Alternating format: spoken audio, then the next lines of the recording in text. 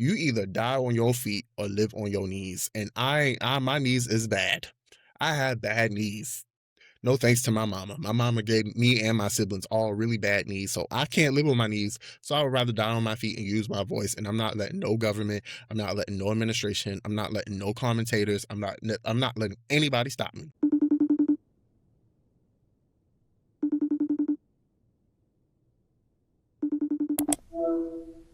Hello, hello, hello. Welcome back to the Freedom Collective podcast, y'all. Thank y'all so much for tuning in. The podcast has been doing pretty good.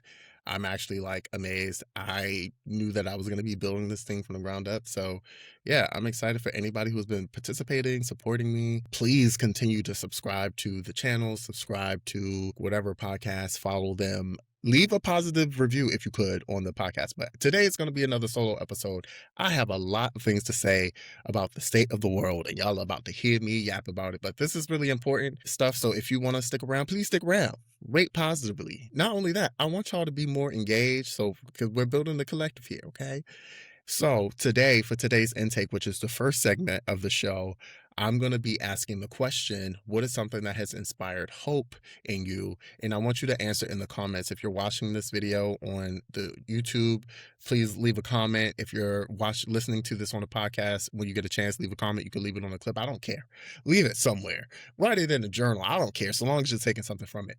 But one thing that has inspired hope for me is that everybody unified to say fuck Nicki Minaj. I have to be honest. I'm appreciating that everybody's like fuck Nicki Minaj. Her aligning with the Trump regime is so ridiculous, and it is so sad to see someone who has such a long-standing, well-earned legacy in the hip-hop space just completely turn her back on what the hip-hop space stands for. It's not for corporate interest. It's not to align with white nationalism. It's none of that. It is simply to advocate for the voices of the people who are pushed to the margins of society, specifically Black and brown people. And to have her get up there and waddle out on stage, okay, looking up, she looked beautiful. I ain't gonna lie. I will never take away a 10 when a 10 is due. She looked good, minus the wig, but she looked good. She waddled out onto that stage and to align with white supremacy. It's a mess. But I like to be fair. I like to be fair because the second I said something and I said fuck Nicki Minaj, they were like, "You never did this. You never canceled NBA YoungBoy." Frankly, am very vaguely aware of who he is, and this is like actually my first time actually learning more about NBA YoungBoy. And let me say this: fuck NBA YoungBoy. I can't really cancel you because you never started for me. Couldn't name a song of yours to save my life. And I mean, literally, if somebody put a gun to the back of my head and said, "Name an NBA YoungBoy song," I would have nothing. I would be sent to the great upstairs, and that's okay. They would be sending me upstairs for my things. But fuck him anyway. Because anybody who aligns with white supremacy, white nationalism, in a time like this especially, you are going to hell. And yes, I'm condemning people to hell. So fuck NBA YoungBoy. 50 Cent is one too. 50 Cent, Snoop Dogg, Nelly. I ain't forget you, Nelly. I ain't never gonna forget. Chrisette Michelle, because you sung at Trump's inauguration the first time around, I'm gonna grant you a little bit of a pass because I'm gonna assume you didn't know what exactly you was doing, and I'm gonna assume the money was good. But if you do that shit again, if you pull that same stunt that you pulled in the kitchen the other day one more time, it really will be me and you, sister. So I'm gonna give you a pass this time around. But as for everybody else, Kodak Black, you name it, any black person who has went against the grain and aligned themselves with Trump and his administration, fuck you. Period. And it's hopeful for me. I know this is y'all are like, this is inspiring hope. Yeah, it's hopeful for me that I'm seeing other people agree because guess what? It's gone on. Like, I don't think these type of things should go unchecked. And I think our culture is really important. For the black folk out there, our culture is super important. And anybody who is going against it, y'all need to be held into account. You need to not be respected in these spaces. I will say misogyny plays a big role in why Nicki Minaj is so easy to target compared to other people. Okay. Because the men need to get their whackings too. But also, Nicki is a bigger star than all of the other men I just named. No shade. No shade. And it's a shame that she would throw that away because there is an after this administration. When this administration is all wrapped and done, I promise you, Nikki, your career is not gonna recover. You may have some barbs that are really delusional. I used to be a barb back in 2018. I stopped when her husband was announced as like her husband now was her boyfriend at the time. When I found out what that man did, I jumped ship. But like the more you lean into this, the more barbs are gonna eventually like wake up to the fact that it's a cult. We'll get more into cult stuff later because I have something to say, damn it. But yeah, y'all. Again, I want to see your comment. What's something that's inspiring hope in you recently? That's really important for me to hear because I want to build this collective. This is an us thing. Okay. Yeah. So now that intake is done, y'all, I have let me just say, this is gonna be my fuck ice episode. Y'all can probably predict that already. This is gonna be the fuck ice episode and everything that's happening outside in the world. This is the journey. Okay. We're gonna take it on a journey because this is segment two. And I just want to say ICE is just what ICE is doing is so inhumane. It is so disgusting that saying fuck ICE is not enough, saying abolish ICE is not enough. There will come a time when these people need to be treated Nuremberg style, and they need to be hunted down, and they need to be taken out back and treated like old Yeller. I believe that ICE agents eventually should be treated like old Yeller legally for the feds watching legally. I'm not saying I'm going to do it. I would watch with popcorn in my hand, 2 buckets even. I like my popcorn with a little bit of the Old Bay seasoning on the top. So I would be watching, but it should happen. ICE is also actually acting way out of its original design. Mind you, it shouldn't exist to begin with, but it's acting outside of its original design. Y'all, I actually had to write a paper on ICE recently. So I'm gonna just tell y'all what I've learned about ICE in case y'all are not aware about what the fuck is going on with ICE, right? ICE as an agency was created as an enforcement branch. It is under the Department of Homeland Security. If you already know this, feel free to 2 times the speed. But ICE is created as a direct result of what happened in 9/11. Okay. The country was so paranoid, and frankly, a lot of Islamophobes and racist people took the opportunity to latch on to this fear that was happening in the country to enact this like change in the structure of the Department of Homeland Security, actually creating the Department of Homeland Security. And with the creation of Department of Homeland Security in 2002, I believe, in 2003, in March, ICE and the USCIS was created. That's United States Custom and Immigration Security. I don't remember the exact name. USCIS. USCIS is the branch of Department of Homeland Security that actually deals with like the paperwork, the filings, the proceedings that comes with ICE and immigration, while ICE is the enforcement branch, meaning they oversee things like detention centers, they oversee things like investigations. Okay. That's a key word right there. Investigations to find people who violated immigration law. Investigations. It should not exist. Let's start there. But what's happening right now is not ICE just simply existing. What's happening right now is the current sitting president of the United States using the ICE agency as a means to terrorize specific people and to target specifically political opponents. You like if you have not heard it, you've heard it here first. He's specifically using ICE as a means to target political opponents. And I've been seeing so many, I'm like really, really like consuming all of this stuff because it's just important. I seen this really great video the other day too that was talking about how basically, my God, wait, happy Black History Month. Because this will be in Black History Month. So happy Black History Month. This video the other day where this woman was talking about how the administration is basically setting up the means to take federal control over elections and take it out of state hands, right? Which is why they sent that letter to Minnesota and said basically if you give us over the voter registration data, we're going to leave, ICE is going to leave Minnesota. That is ridiculous. And it is for many reasons, like not legal, and it violates like voter rights and constitutional laws. But the point is they are setting it up so they can sue, and they have legal precedents to say like that states are not complying in like maintaining integrity of elections. This is all a bigger play because, again, welcome to authoritarianism. Like, they're not going to release the power of this country. And I think that's important to note too. I say this a lot. Y'all, please get ready, get ready, get ready, get ready. We are in the throes of fascism. We are no longer approaching fascism. We are in fascism. And one thing that people like to say a lot is that y'all are being dramatic, y'all are being alarmist, and then it just progressively gets worse. And my question to you is, when is it going to get bad enough for you to consider it fascism? In fact, a lot of the people who are quick to dismiss our concerns about it becoming fascism don't really quite know what fascism is. I did a video last year about loneliness and fascism and how loneliness and fascism are deeply interwoven. And let me tell you something, studying it for that video, I was like, yeah, we're definitely in the throes of fascism. Let me pull up actually the list of the 12 signs of fascism because it's just so ridiculous. Okay, so for one, powerful and continuing nationalism is the first one. Please, these people are quite literally the official accounts of the White House is saying, take our country back. That's ridiculous.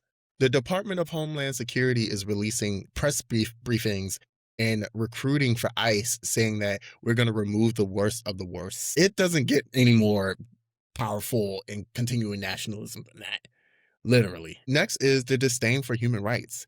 Okay. Look around you. If you have a presidency that is currently saying that anybody that goes against what they want is a domestic terrorist, they are violating the human right to protest and to speak freely. Okay. I don't know who is questioning whether or not it's fascism. The third one is the identification of enemies as unifying cause. Look at how they are constantly finding a new demographic of immigrants to target every couple of weeks. It was Haitians last year talking about eating the dogs and eating the cats. This year is Somalians saying that the Somalians are scam artists or like siphoning money from fraudulent daycare facilities and stuff like that. It is all by design, y'all. And look, I'm reclaiming this, but stay woke. Stay woke. Be aware, because the more we're aware of the plays that they're making, the better we're suited to handle it. The fourth one is supremacy of the military. Make no mistake, like I said, they're using ICE as a personal security force, and I need you to understand that is their military. They are literally using ICE as a rogue agency that can do whatever they want. They said when Trump asked the general in the actual military if they could send the army to shoot protesters if they shot them in the leg, and that general said no, he found a way to make it happen. And guess what? That way is ICE. They are bypassing the restraints that they've had already by utilizing ICE as their makeshift police force or military. Y'all, the more aware we are of this, the more we can do something about it. The next one is rampant sexism. And unfortunately, in the United States, we have never had a time period ever in life at all where there wasn't rampant sexism. So I feel like this one is a little self explanatory. And I will even say, because I know this is a dicey topic, but Kamala's run for president was marred with people saying that women should not be president. I've seen so many videos of people saying women can't be president because when they menstruate, they'll like blow up the world or something, as if we don't find ourselves stuck at the hands of idiotic men every day of our motherfucking lives. And while I don't believe that Kamala was a perfect candidate, before you click out, okay? I do believe Kamala was a better option than Trump. I also voted for Kamala. And before you get mad at that, because you think that all of them are the same, I have to say it probably would have been a lot easier to be advocating for what we need under a Kamala presidency as opposed to having to fight ICE in the street and advocate for the changes and stuff that we need. Make no mistake, I'm not on your side, liberal. I think the Democrats are doing such an awful job of meeting this moment. I think that is so nuanced and complex, but unfortunately, we have a black and white thinking problem in this country too, where you cannot have any opinions that are not black or white, because if you do, then suddenly you are just kind of like annoying and everybody hates you and is in your comments all day telling you you suck. I've been there. I am there. I'm always there. But these are my opinions. I'll also feel free to disagree, agree. I don't really care. Like, this is not a space where I'm trying to dictate it and control what people think or feel. This is me talking about like how we can be more strategic to tackle fascism, which is in our faces. I agree with the tankies too. If you don't know what a tanky is, that is somebody who is a communist, but they're more militant communists, if you ask me. And the thing is, I do agree that we have to get more socialists. Everybody get more socialists now. Everybody get more communist immediately. Care about your fellow people. Get class consciousness now. Everybody get class conscious now. But okay, I'm going on tangents. The next one is controlled mass media. And this one was really prevalent in this last week. Not only was Don Lemon arrested, but Georgia on the ground frontline journalist was arrested alongside Don Lemon for covering the protest that happened at that church in Minneapolis because the preacher was an ICE agent. How the fuck you preaching the word of God?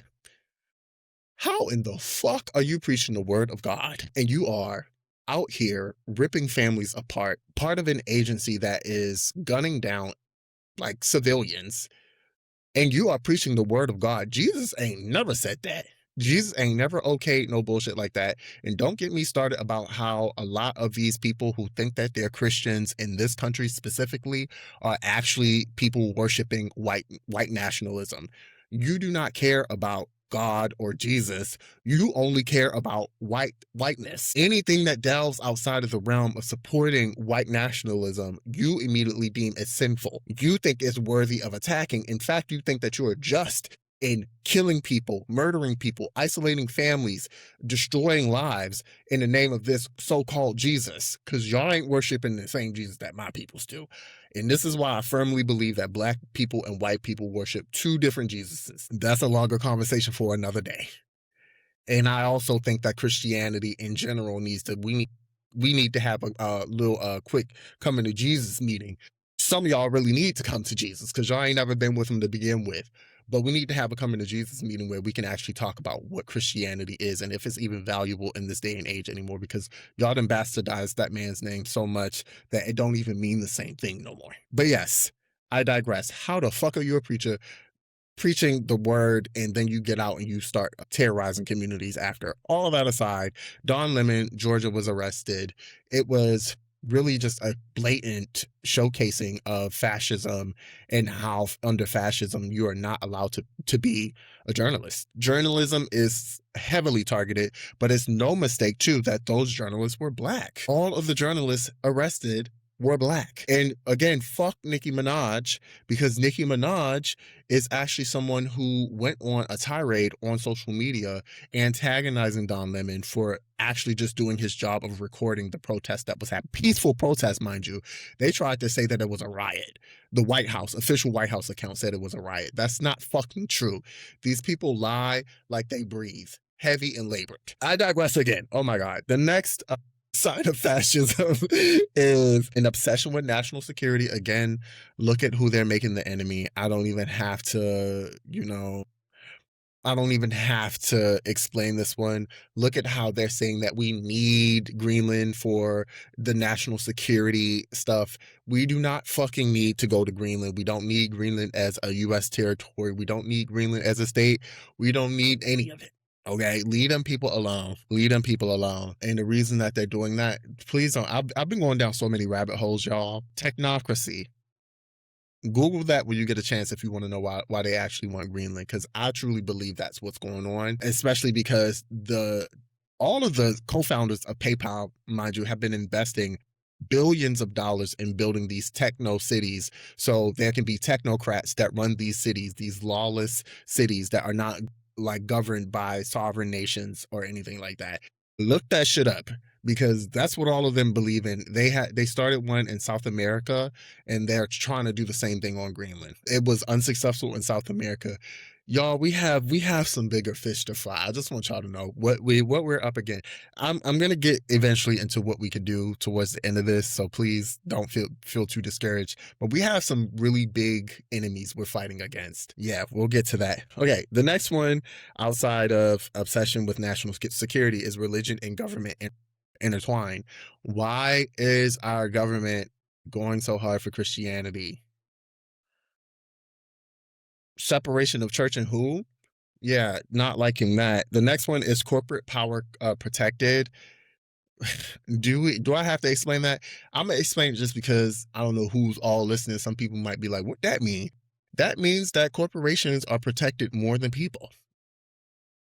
Yeah, and that's evident in how the rich are getting richer despite the country and the people who live in the country getting poorer. The more people are suffering, the more rich the 1% gets. That's if that's not a clear example of corporate powers protected, I don't know what else is. Next is labor power suppressed. Y'all, we've been like protesting for labor rights for the longest. There are so many things that have happened in this country that are a direct attack on labor rights. One of them being switching from pensions to 401ks.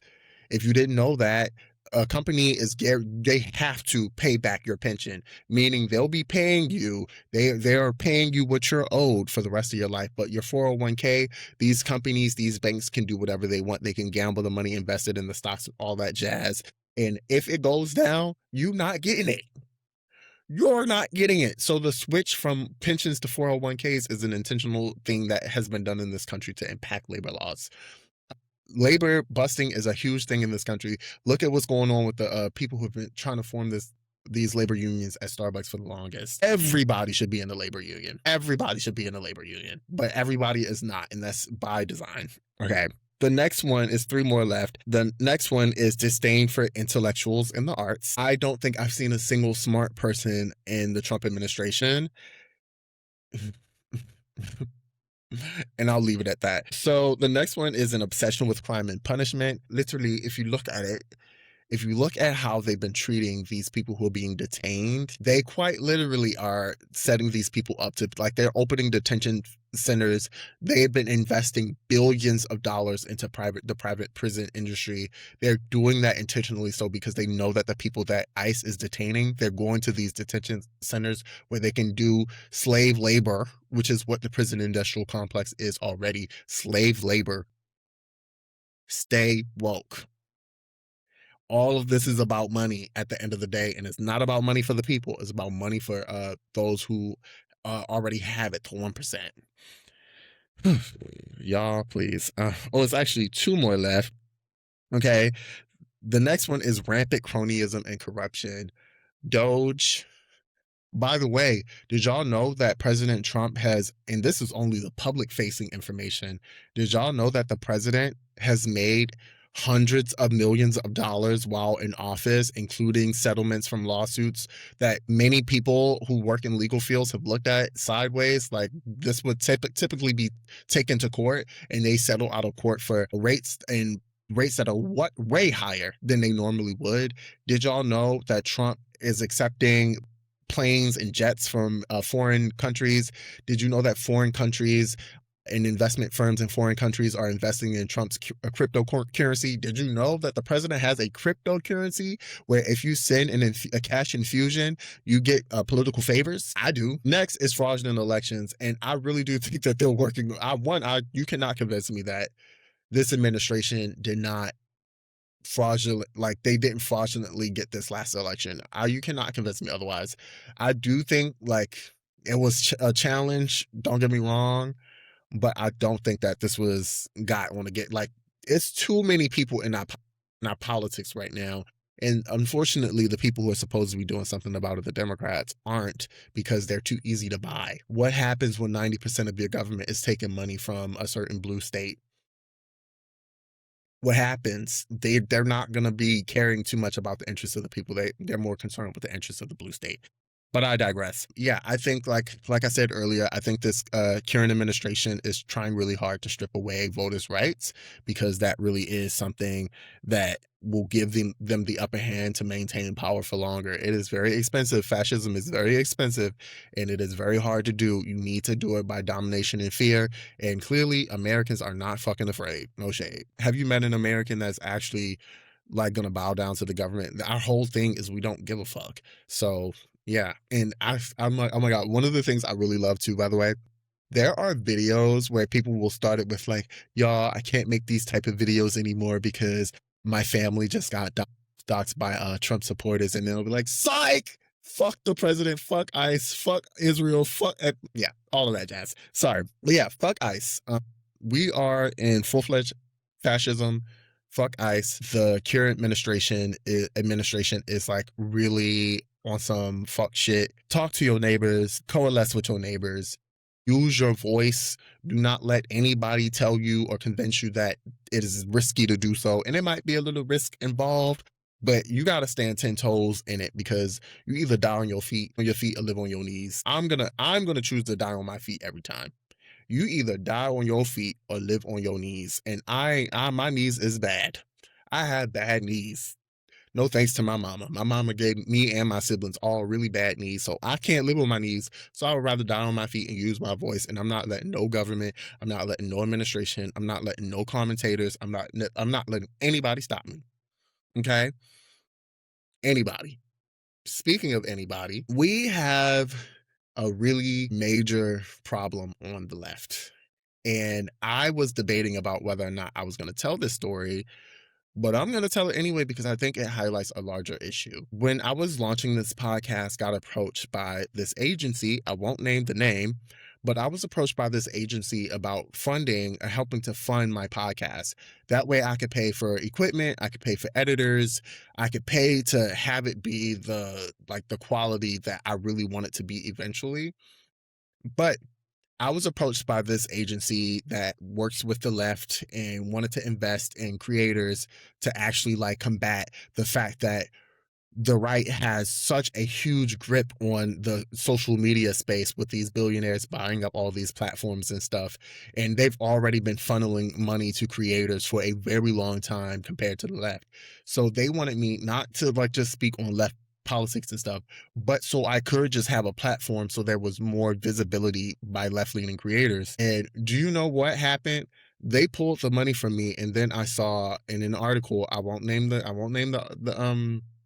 publication, but I saw in an article that they had non-black people, but specifically white men, for their campaign promoting the agency and what they were doing. But they pulled my contract, and from what I understand, the contract of many other people. And all I want to say is, no matter how little the left invests in us, the people who have platforms, who actually care about moving this country in the right direction, no matter how much the left refuses to actually invest into the people who are doing the hard work, putting their careers, their bodies, their images on the line, their reputation on the line, no matter how much they refuse to invest in us, I'm gonna do this work no matter what. And maybe they know that, but this is part of the problem, and part of why we're in this situation we're in now.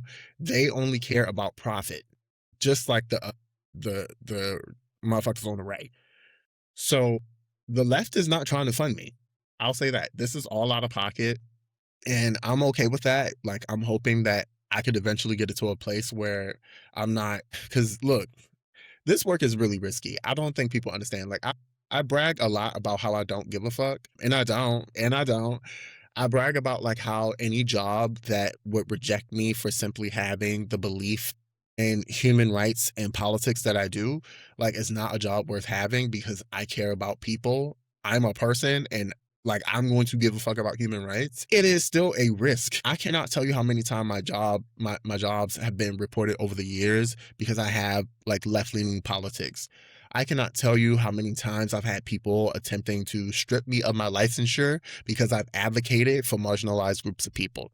And guess what? I'm never going to stop doing it, but it is risky, and it would be fucking helpful if these people in these structures, like the Democratic Party, the left in general, people who are investors in political campaigns and stuff, not APAC, I don't want you, but if they could actually like invest in the people doing this work, because God knows they're not. You name me a Democrat that has done a job, has gotten out into the streets and talked to the people. I cannot find them. It's not many of them at all. Many of them won't even like acknowledge what's happened in Palestine. And that's ridiculous because it shouldn't be a controversial topic. Many Democrats aren't out in the streets with their people who are being terrorized, might I add. So what's the deal? Somebody explain it to me. I think Democrats have been failing to meet this moment in general because if anything, right now the Democrats have the opportunity to do the alley oop. The Democrats need to be out in the and I mean out in the streets with the people, marching with the people, standing with the people. I don't want your tweets. I don't want to see another Democrat tweet. I don't. Your tweets are nothing. They mean nothing. You won't even invest in the people who should have that covered. We don't need you.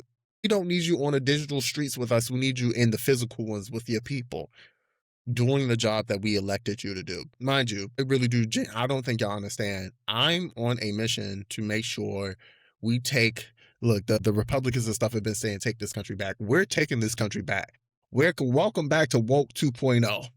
This country is about to be ours. I refuse. And I'm not living on my knees, like I said, but the Democrats are not meeting this moment. They're not meeting the moment. Chuck Schumer has caved so many times. If you know Chuck Schumer, the minority leader in the Senate, like he's just not doing anything. And that's word to his ugly cousin Amy. Like, I just really don't think we have the right leadership because they're not even slowing down many of these processes, right?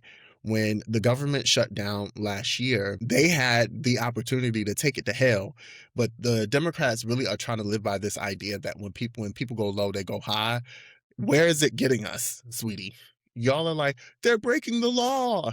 But they know they're breaking the law. That's why they're doing it. All of this to say, the Democrats have been completely just not meeting the moment. And I think it is our duty as younger people, right? Because the old farts have proved time and time again that they're not going to move anything. It's our duty as younger people to actually take this party and do something with it. Like, I understand a lot of people want another party, but why? Why do they get to keep our party that we've been consistently told that is going to show up for us for the rest of our lives? No. And I don't agree with anybody in there. I don't think our government should even be allowed to take funding from APAC. Why are most of the politicians receiving funding from APAC? None of these things should be allowed, but we are not going to be able to make effective change until we actually get these old farts about. Scoot over for me. Scoot over. You see how I did that? I said scoot over. You need to scoot over. We need to get these old people up out of Dodge. And I'm so serious about that. One other thing I really wanted to talk about is the cult problem that we have. Because one of the barriers between us and getting the things that we need is the fact that we have a cult issue. And it's evident. Nicki Minaj, I'm bringing up Nicki Minaj because she is such a good example of why cult like thinking is a problem, right? Because although a lot of people came together and were like, that's clearly a blatant disrespect towards her predominantly women, queer, black, brown fan base, that is disrespect to the culture that she comes from by even aligning with these very hateful people who have shown time and time again that they do not care about the very people in her fan base. But even with that, there were still people, her fans, who are like, Nicki has a plan. Mind you, that's one of the biggest signs of cult-like thinking, like the inability to question the leader. Nicki is playing chess, not checkers. Nicki is playing chess, not checkers. Nicki is playing Uno, and she just got hit with the draw 25. Nicki is not playing no goddamn chess or checkers. And you have to be really deluded or in a state of like literal psychosis to believe that this woman is somehow holier than the average person and incapable of being a fucked up individual, which is the choices she's made has shown time and time again that she is. And again, I've always genuinely had like a certain degree of respect for her artistry, but that's gone. But also like, yeah, like that does not blind anybody to the fact that she's been doing really horrible and awful things, like marrying a registered sex offender. I'm sorry, that's just not. There's no way you can convince me that's cool. Like, there's just no way. You can't convince me that's cool. Moving right along, right? Because Trump is their crossover episode, okay? Trump and Nicki's crossover episode gave very much so That's So Sweet Life of Hannah Montana, but in the worst way humanly possible because both of them have cults behind them. Trump's cult, the MAGA people, just refuse to acknowledge any of the harmful things that he's been accused of or have done in our faces for the last decade alone, right? In what universe would any other sitting president be able to come and say, "Yeah, I'm in this group of files that I don't want to release. We've been dragging our feet about releasing, redacting heavily what's in those files. We, I'm in there, and yeah, I was best friends with this child trafficker, but I'm innocent and still gets to be president." It's unprecedented, but that's what happens when there's a cult of personality, but also a cult following that person, right? Trump's cult, the people who follow Trump actually are not tethered to this reality. And it is evident in the way that they move and the way that everybody else feels like so compelled to like kind of bow down. I don't even believe that most of the people on the right, half of the people I'll say on the right, like genuinely believe half of the shit that Trump is saying. But a lot of them are even afraid of challenging that because the more you challenge people in a cult, the more isolated and ostracized you become, right? When I was a barb and I said, "Hey, y'all, I don't like this because I'm a survivor of sexual assault. I don't like that Nicki is dating somebody who's on a sex offender registry."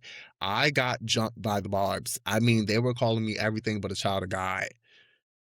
And I think that is a perfect example of how when you're in a cult and you go against that cult like thinking, you will be socially isolated or ostracized. Thankfully, I had my own life outside of being a barb, but imagine the person who doesn't. Imagine the person who's MAGA, who's built their entire life around other people who are MAGA. Imagine the person who's in like a rural town who's surrounded by nothing but people who are MAGA, and how them challenging that thinking will lead to social isolation, because that's something that happens when you have cult like thinking. Anybody who is not in the in crowd, they're definitely on the out crowd. It's always us versus them in cults. There's this lady on a TikTok that I really enjoy tuning into from every now and again because she knits and she talks about cults. She has books on cult like behavior and cults in like the American government and things like that. And she's just always like hitting the nail on the head about cult like thinking and behavior. And I believe that America has a cult problem. And the more people subscribe to cult like thinking, the harder it is to challenge people to wake up. Have y'all seen that movie, Don't Look Up? Oh my God. I'm happy I remember that. Don't Look Up is the perfect example of what it's like to be in a cult. Because, like, there are people who flat out refuse to acknowledge the truth of what is happening until it is way too late. If you don't know what Don't Look Up is, it's a movie about an asteroid that's like plummeting towards Earth. And when the people are like aware that there's an asteroid that's going to hit and destroy Earth, one, they have a lot of billionaires who realize that the asteroid itself has precious metals and minerals and stuff on the asteroid, so they try to actually go and extract the precious metals and stuff from the asteroid, which ultimately winds up leading to the downfall of the Earth, because if they had destroyed the comet instead of trying to monetize it, the Earth wouldn't have been destroyed in the end. I'm spoiling the movie, so if you don't want to watch, if you don't, just skip this part. But yeah, and during the entire movie, there are people just basically saying, "Don't look up," like, "Don't look and see the asteroid. It's not happening." There are people questioning whether or not it's real. There are people basically saying, "Get over it." The rich are like doing propaganda because they built spaceships to get off. They had an evacuation plan. And I think that movie is a really good reflection of what it's like to live in a society that is overran by cult like thinking. There will be people who will look you square in the face and tell you, "Don't look up." And when you highlight something like, "Hey, we are in fascism," people will say that you are being an alarmist. They will not listen to you. And it's very important that you look up, that you do continue to speak. Because believe it or not, I know that it makes a difference because people tell me every day it makes a difference. If only the left was investing in people who are trying to break that type of thinking. Oh my God. Y'all, I'm so frustrated about that. Let me not be salty. Yeah, yeah. America has a very serious cult problem, and I think it's just evident in everything. And while we're in this moment that we're in now, and I just cannot emphasize that enough, which is really odd. It's so odd that people are in this cult like mindset when also nobody minds their business. And I think that's a huge part of the issue too, is that all of these cults, the us versus them, is literally centered around this idea that we have to dictate and control how other people live. If other people are not indoctrinated into my belief system, then those people are like literally the enemy. And the more we create enemies out of the other people around us, the more we'll find ourselves back to this position over and over and over and over and over. One, people need to mind their business. Two, people need to think for themselves. We need to create the incentive for people to speak for themselves. We need to create the environment where people can speak for themselves and not be ostracized. Unfortunately, that's hard to do when billionaires are like sweeping up and taking away third places. We have so many things that we should be doing as a society that we aren't. And I want to emphasize, like, it is all of us and none of us too, right? Because another problem that comes up when it comes to the fight against fascism and the fight against all these bigger systems is that a lot of people truly believe that we can pick and choose which groups we're going to protect and which ones we're not. You can't be transphobic and then turn around and say that you're anti-racist. You literally cannot be the same. Those two things cannot coexist at the same time. Y'all have seen and heard me talk about my theory, the water tower theory, where I talk about how all of our oppressions are deeply interwoven, and the more we wither away at one oppression, the more you weaken the other ones, because all of these oppressive identities are deeply interwoven to the point where they hold up human rights. And the fight to protect everybody's right to exist deeply impacts our own. So you cannot pick and choose whether or not you want to be. You can't be pro-black and anti-trans. You can't be pro-queer and anti-black. You can't be ableist and then turn around and say that you are pro-woman. You can't be anti-child. Okay, that's not to say you can't want children or not want children, because you don't have to want children, but you can't be anti-child and then turn around and say that you're pro anything.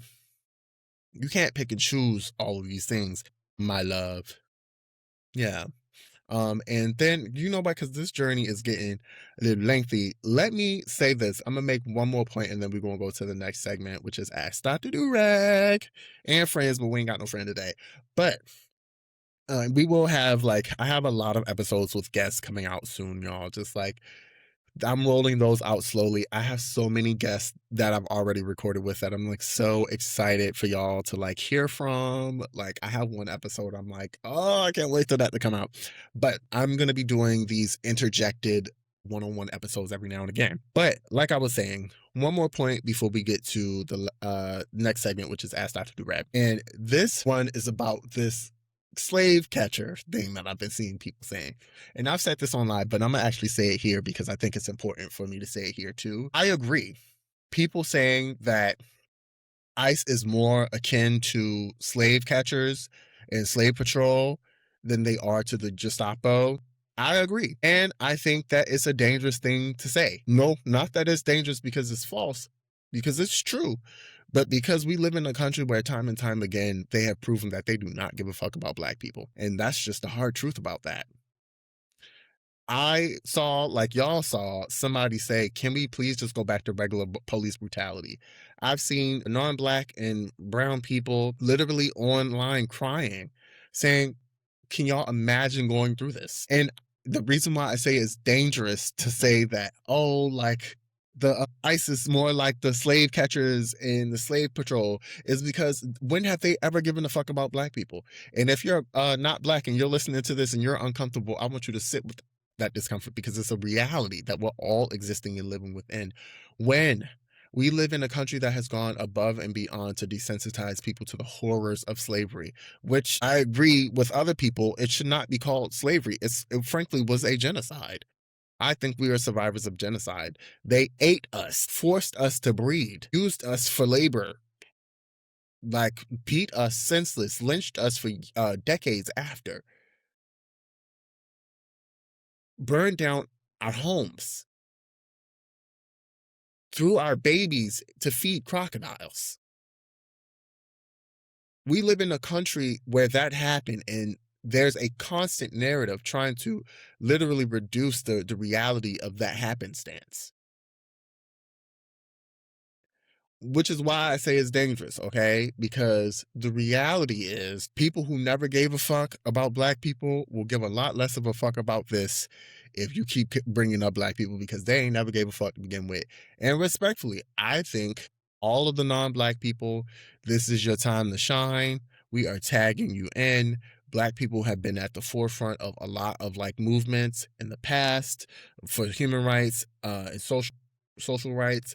We're gonna pass the torch to y'all. While I don't think that we should tap out or not be concerned or care at all, because that's some clown shit, I believe that now is not the time for black people to be on the front lines.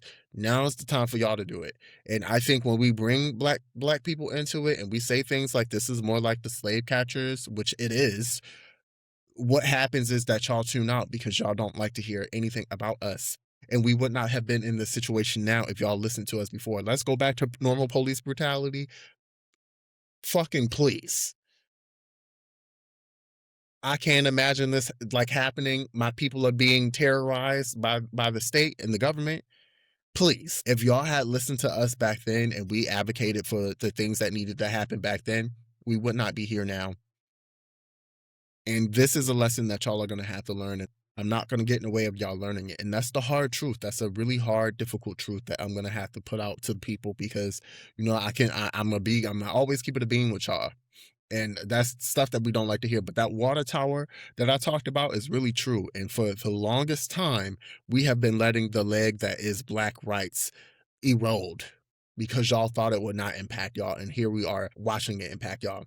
Same for disabled people. I just really have to bring disabled people into the room because disabled people have been sounding the alarm for decades that we were headed here. Black people too, of course. Black disabled people especially. And I just cannot emphasize enough, when y'all let people who y'all see as like not worth giving the time of day to, shouts out to the left who are pulling the contracts of black creators because you don't view me or other black creators as worth the investment. You play your fucking self. And y'all are gonna do it time and time and time and time again. And I'm gonna use my voice every single motherfucking time in this moment. Yeah, I think that's good enough. I'm gonna leave on that note. All right, that concludes the journey because I had to get all of that off my chest, y'all. I've been wanting to say that for days now. Okay, so next up, I'm not gonna say on a lighter note, but the next segment is Ask Dr. Durag. And today's question is, ironically enough, how do we show up in community in the midst of all of this stuff happening? Okay. First off, you got to take care of yourself. That is going to be the main thing. You have to take care of yourself, even if the world is on fire. You are no use to people if you're burnt to a crisp. You have to be willing to take care of yourself and build the ship at the same time. I always say also, you are a horrible community member if you are unwilling to be helped. You have to be open to accepting and receiving help if you want to be a really good community member, because you're no use to us if you are completely burnt down to the ground. Believe it or not. Like, you quite literally are no use to anybody. So the more that you take care of yourself, recharge yourself while also staying tapped into what's going on, the better suited you are to help your community out. Talk to your neighbors, share resources, have like information and stuff going. My friends, I'm privileged enough to live in a close vicinity to most of my friends. So we literally have things like meetup locations in case something goes wrong. Talk to your peoples. Share $1 if you got one. I can't tell you how many people's groceries and stuff I done got in this last week. Do what you can. Show up where you can. Use your voice if you have one. If you have a platform, for example, and you're not using it for the better, what the fuck are you doing? Now is the time. Because when we're looking back in history on this moment and your grandchildren are asking you, what did you do when ICE was taking over? And you're not gonna be satisfied with your grandkids' faces if you look at them and tell them nothing. I kept my head in the sand and I did nothing. But part of that also requires you taking care of yourself. If you want to show up, you have to do the work of taking care of yourself. And I hope that answers your question, Pookie Bear. Our fourth segment of 5 is What's Your Anthem? And it is a segment where I share, and when the guest is on, they share one of our favorite pieces of media that's getting us through. And I will say right now, and this is going to be so bad, y'all, because I hate this lady too. I do, I swear. But Natalie Nunn's Doing What I Want has been on loop for me. I've been doing what I want. okay? It's a pickup in the track, in the back, by the trunk, by the front, like whatever she said, like she ate that. Like, and that beat is bananas. So that is one of my anthems right now that's getting me through it because you have to find the little pieces of joy through the hellscape. Okay. That's how we keep from falling down. And lastly, okay, for our last segment, and if you're still here, I thank you so much for listening all the way through. I appreciate the support. We're gonna tackle this shit, y'all. We're gonna come out victorious on the other side of all of this. But our last segment is the toolkit, and it is where I share one thing in my mental health toolkit that's been helping me stay sane throughout everything that's going on. And I'll be honest, it is journaling. I think journaling, and if I haven't said it in an episode already, it is just something so cathartic about like spilling all of your thoughts and stuff on a piece of paper so you're not carrying it anymore. Uh, but specifically, I would even turn to gratitude journaling, which I think is like a fun. I know it's played out in therapy, but some of the things that's played out is played out for a reason because it's actually good. I think gratitude journaling helps you to maintain a certain sense of hope because it helps you to be appreciative of the things you have, especially since we exist within a society that is constantly training us to believe that we don't have enough and that we need to constantly be seeking more so we can spend more money. It is important for you to be grateful of the things that are around you and to find appreciation in the things. So gratitude journaling is super important. And that is my contribution of the day. And with that, that wraps our episode, y'all. That wasn't too painful. I don't think that was too painful.